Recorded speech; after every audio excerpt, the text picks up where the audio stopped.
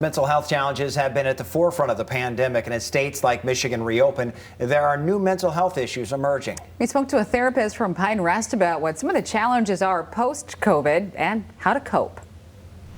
It's going to be a lot to try to ease back into like a very structured routine. Whether it was a jam-packed social calendar or a long morning commute, chances are your life now probably looks very different than before the pandemic. But as vaccination rates climb and COVID cases go down, the return to normal is back in sight, and the thought isn't appealing to everyone. Over 40 million Americans deal with anxiety, right? And so there was anxiety already existing. Then the pandemic happened. We all kind of shifted and adjusted our lives to thrive during the pandemic. Mental health struggles from the pandemic giving way to new anxiety and stress about going back to what life was like before. Returning to the office, a lot of people are struggling with this idea of like, oh my gosh, I have to be back on. Right. Whether it's returning to work in person. There's like a level when you're back at home where you're like, okay, I can dress kind of comfy and I don't have the water cooler chit chat. It's not like I need to be on 24/7. And what does that mean for me? Stress over gaining a few pandemic pounds. Just a bit of anxiety regarding like showing yourself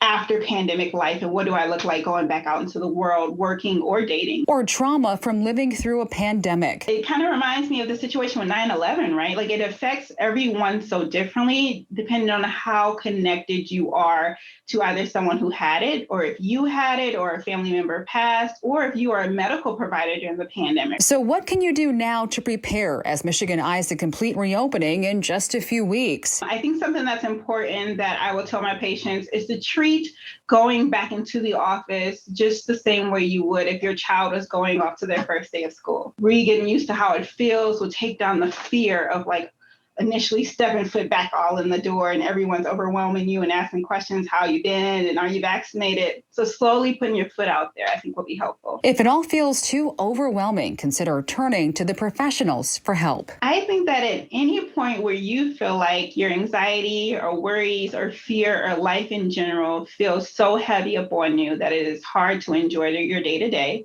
it is hard to enjoy meals, friends, to want to reach out and talk to someone if you're isolating yourself even more.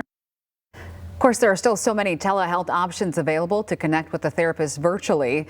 Lejeune also recommends maybe speaking to your employers about what mental health programs may be available to you.